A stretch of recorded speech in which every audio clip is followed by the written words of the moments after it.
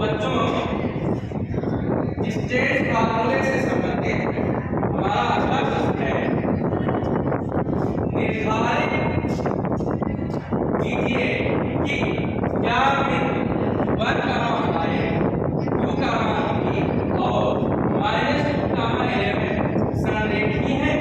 तो संरेखीय का मतलब होता है बच्चों, क्या तीनों बिंदु एक ही रेखा में है। तो दूरी के सूत्र से, डिस्टेंस फार्मूले से हम करेंगे क्या, संरेखीय सिद्ध करने के लिए सपोज करिए, देखिए 3 बिंदु आपके ए, बी और सी। संरेखीय के लिए शर्त क्या होगी, संरेखीय कब होंगे जब दूरी AB दूरी BC का योग बराबर हो दूरी AC। मतलब AB और BC का योग अगर AC के बराबर है तभी तो संरेखीय होंगे, अगर ये बराबर नहीं है तो संरेखीय नहीं होंगे। डिस्टेंस फार्मूले से रिलेटेड यही कंडीशन है। तो सबसे पहले हम क्या करेंगे, हम डिस्टेंस निकालेंगे। ए के कोऑर्डिनेट है 1, 5, बी के कोऑर्डिनेट है 2, 3, सी के कोऑर्डिनेट हम मान लेते हैं 2, -11। ये 3 बिंदु हमें सपोज करके मान लिया। तो पहले हम डिस्टेंस ए बी निकालेंगे। फार्मूला क्या होता है, x2 - x1 whole square plus y2 - y1 whole square, भुज के अंतर का वर्ग प्लस कोण के अंतर का वर्ग। तो इसमें बच्चों हम इसको x1 y1, इसे हम x2 y2 और इसे हम x3 y3 मान लेंगे।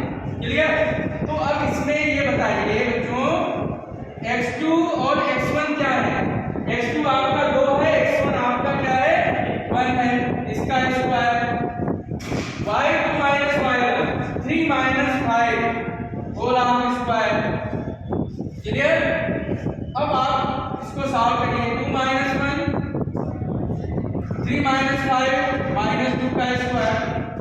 अब बच्चों क्या हो जाएगा, ये 1 प्लस -2 का स्क्वायर करेंगे और 4 आएगा, इसका योग आएगा 2 इकाई यूनिट्स।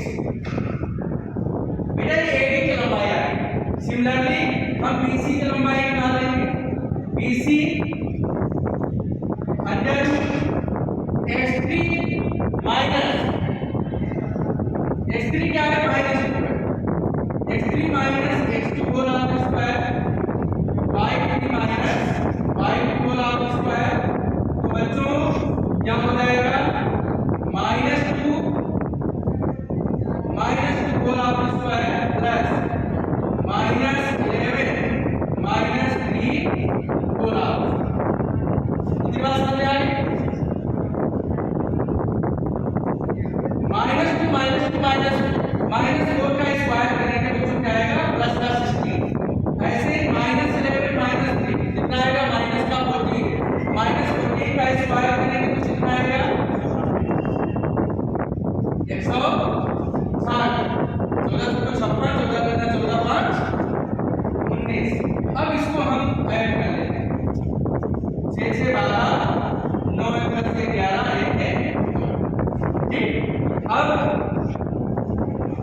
इसका अगर हम वर्गमूल निकालते हैं, 4 से 4 बच्चे 30 4 × 12 बेटा आ जाएगा 4 का वर्गमूल 2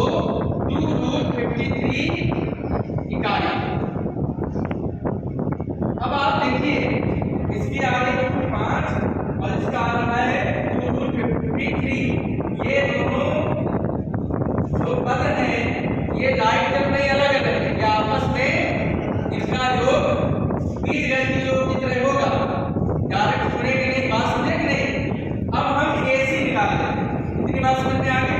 अब हम निकाल लेते हैं AC, क्या निकाल लेते हैं बच्चों, AC निकाल लेते हैं, कंसिडर कर लेते हैं।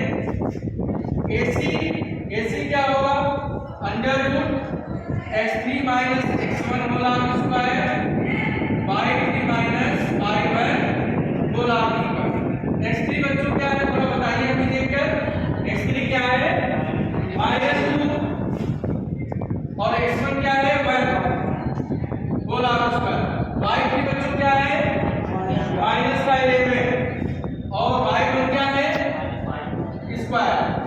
अब बच्चों हम क्या करेंगे, इसको सिंप्लीफाई कर लेंगे। -3 का स्क्वायर हो जाएगा प्लस का 9, और ये माइनस का 16 का स्क्वायर कितना होगा बोलो?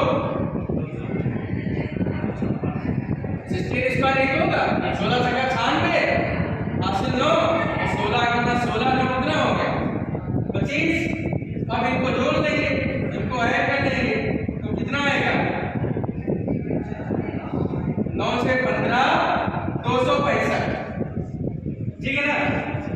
अब आप ये इकाई आ गया। अब बेटा आप देखें इन दोनों को जोड़िए, AB AC को जोड़िए, AB DC को जोड़िए। AB और DC का योग कितना आएगा?